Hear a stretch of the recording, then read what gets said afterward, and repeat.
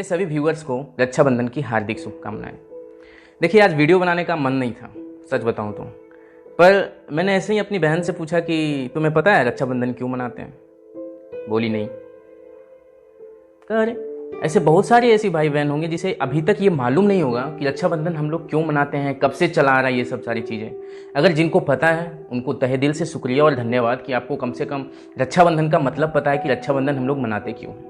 तो बेसिकली हम बात इसी पे करेंगे कि हम लोग रक्षाबंधन क्यों मनाते हैं। ऐसे तो ये रक्षाबंधन का त्यौहार द्वापर युग जो है तभी से चला आ रहा है, लेकिन कुछ कहानियाँ और भी हैं हुमायूं और कर्णावती से रिलेटेड, श्री कृष्ण से रिलेटेड, विष्णु से रिलेटेड। बहुत सारी ऐसी कहानियाँ हैं जो रक्षाबंधन जैसे पावन पर्व को मतलब बताती है कि हाँ ये रक्षाबंधन हम लोग क्यों मनाते हैं। तो हम बात करें अगर इस हुमायूं और कर्णावती की कहानी की, जब मध्यकालीन युग में राजपूतों और मुस्लिमों के बीच संघर्ष चल रहा था, तब जो रानी कर्णावती थी वो चित्तौड़ की राजा की विधवा हो चुकी थी। अब पूरा चित्तौड़ जैसा बड़ा राज्य कर्णावती अकेले कैसे संभालती? उसे ये भी डर था कि गुजरात का जो सुल्तान बहादुर शाह है वो कहीं ना उस अटैक करे और फिर वो उसे रानी बना ले और पूरा राज्य हड़प ले।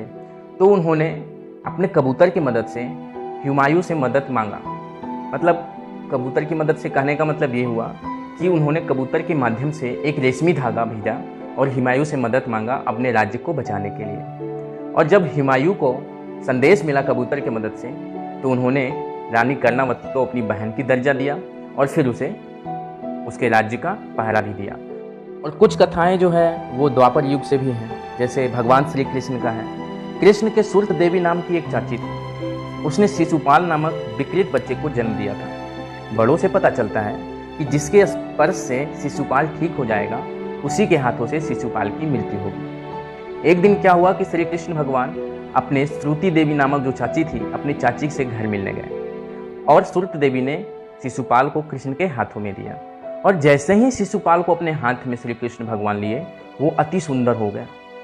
श्रुत देवी इतनी खुश हुई कि बता नहीं सकते, लेकिन अचानक से उसे याद आ गया कि अब तो इसका मौत श्री कृष्ण के हाथों से ही होना है, अब भगवान के ही हाथों से होना है। तो उन्होंने भगवान से प्रार्थना की कि हे भगवान, भले ही शिशुपाल कितनी भी गलती करें उसे प्लीज क्षमा कर देना और अपने हाथों से सजा मत देना।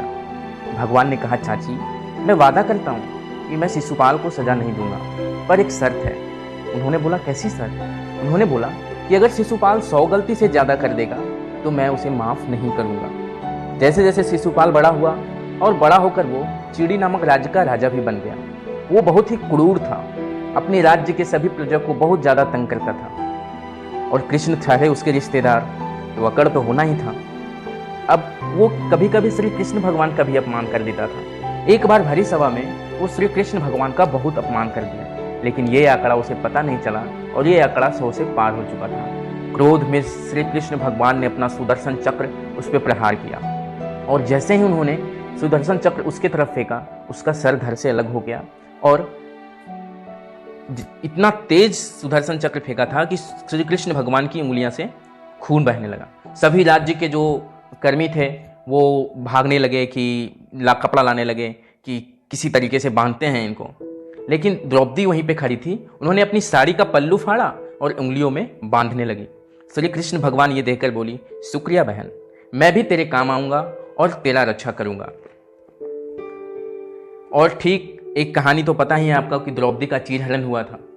तो चीरहरण के समय जब कौरव लोग द्रौपदी का चीरहरण कर रहे थे साड़ी के साथ, तो श्री कृष्ण भगवान ने उसे वहां से बचाया था। तो ऐसी कहानियां बताइए। ऐसे एक दो कहानी और है भगवान विष्णु से भी रिलेटेड, वो ज़्यादा बताऊंगा तो वीडियो लंबा हो जाएगा। तो मैं इसलिए बताऊं कि जिसको पता नहीं है कम से कम ये जान ले कि हम लोग रक्षाबंधन मनाते क्यों हैं। बहन पैसों के लिए, भाई मिठाई खाने के लिए, ये सिस्टम नहीं होना चाहिए। कम से कम ये पता होना चाहिए ना कि हम लोग रक्षाबंधन मनाते क्यों हैं, है ना। तो जिनको अगर जानकारी नहीं पता था तो वो समझ लें, और जिनको पता था उनके लिए तो मैं पहले ही शुक्रिया और बहुत सारा चीज़ कह चुका हूँ। तो धन्यवाद। प्लीज़ मेरी वीडियो को लाइक करें, सब्सक्राइब करें और शेयर ज़रूर करें दोस्तों।